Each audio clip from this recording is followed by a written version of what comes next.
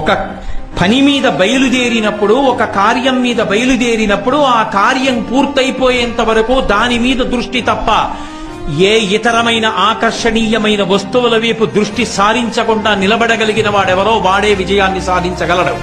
ఈ నాలుగిటిలో సంకల్ప బలం లేకపోయినా, సంకల్ప బలం ఉన్నప్పటికీ కూడా మంచి పనులు చేస్తున్నాడనేటటువంటి పొగడ్తలకి వశపడిపోయేవాడైనా, తను చెయ్యవలసిన పనులు చేసినా ఆ పనులు నేనే చేస్తున్నాననుకుని పొంగిపోయేవాడైనా, నిషిద్ధ కర్మల జోలికి వెళ్లి ఆకర్షింపబడి వాటి పట్ల హత్తుకుపోయేవాడైనా, వాడు తలపెట్టిన కార్యముల యందు వాడు కృతకృత్యుడై సమున్నతమైన స్థానములను అలంకరించలేడు.